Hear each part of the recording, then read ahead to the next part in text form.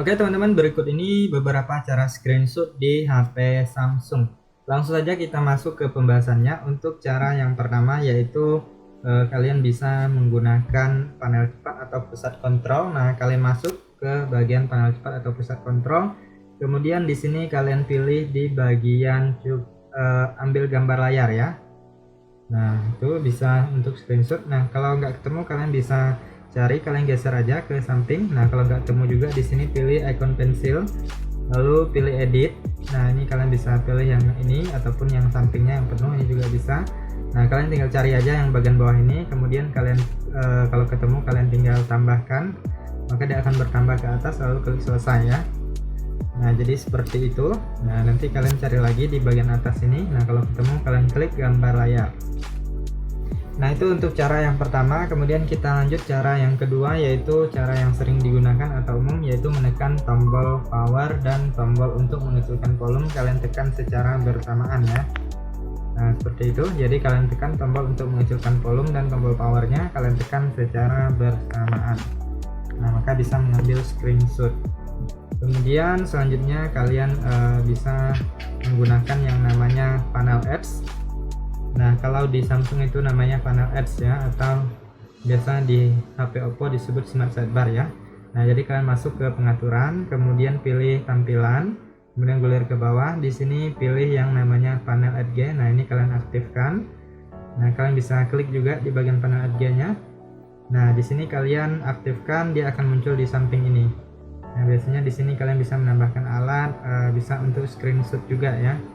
Nah, kalian cari, nah ini dia ambil gambar layar, atau mau screenshot sebagian juga bisa. Kalian cari yang ini, yang persegi oval. Nah, antara dua ini ya, persegi, jadi kita screenshotnya sebagian. Nah, jadi seperti itu ya. Nah, jadi sebelum kalian menggunakan ini, kalian aktifkan dulu panel apps-nya, kemudian masuk ke settingan yang ini panel apps. Nah, di sini saya sarankan kalian tambah aplikasi, pilih cerdas dan tugas ya. Nah, di sini kalian bisa pilih edit untuk menambah aplikasi ataupun menguranginya ya. Nah, kemudian selanjutnya kita keluar dari sini, lalu pilih di bagian gagang. Nah, ini untuk gagang teman-teman bisa mengatur posisinya, bisa di kiri ataupun di kanan. Kemudian bisa mengunci posisi gagang agar tidak berpindah. Kemudian untuk warna kalian bisa ubah sesuai dengan yang kalian inginkan. Kemudian di bagian bawah ada settingan untuk transparansi, ukuran, lebar dan lainnya. Teman-teman bisa pelajari. Nah, kalian bisa ubah sesuai dengan kebutuhan kalian ya. Nah, kalau udah kalian silahkan ambil screenshot. Nah, pilih gambar layar. Kalau nggak ada di sini kalian klik ubah. Nah, kalian cari misalnya dia masih belum bertambah ya. Misalnya masih di bagian bawah ini, kalian cari aja yang namanya gambar layar. Nah, ini dia ambil gambar layar, kalian klik maka dia akan bertambah. Kemudian kita keluar dan kalian bisa pilih gambar layar. Nah, seperti itu. Kemudian selanjutnya bisa juga menggunakan yang namanya menu asisten ya teman-teman ya. Nah, jadi kalian masuk ke pengaturan.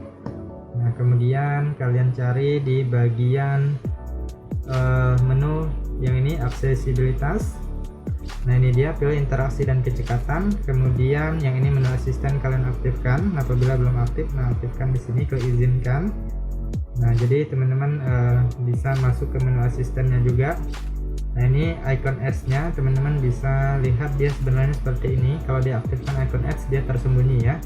Nah, jadi di menu asisten ini banyak menu, kalian bisa klik salah satunya untuk gambar layar atau screenshot ya. Nah, bisa juga seperti itu. Kemudian selanjutnya kita bisa menggunakan jari ya teman-teman ya. Jadi kita usap permukaan jari kita di layar. Nah, jadi kita masuk ke caranya. Nah, itu di bagian yang namanya fitur lanjutan. Di sini kalian pilih ini gerakan dan gestur ya. Kalian pilih ini gerakan dan gestur. Kemudian kalian gulir ke bawah. Nah, ini yang usapkan telapak tangan untuk mengambil. Nah, ini kalian aktifkan. Kemudian kalian coba untuk screenshot. Jadi kalian tempelkan permukaan jari kalian rata ya teman-teman ya. Cuman ini kalau belum terbiasa memang agak sulit dan agak ribet ya. Nah, di sini saya contohkan, kita buat seperti ini ataupun gini juga bisa ya. Biasanya saya pakai cara yang ini, kita usapkan di permukaan layar. Nah, seperti itu ya. Nah, jadi kalau baru-baru memang agak sulit ya teman-teman ya. Nah, kalian coba aja.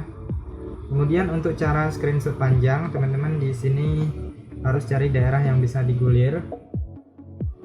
Nah, saya contohkan di sini ya. Nah, di sini kita ambil screenshot dulu.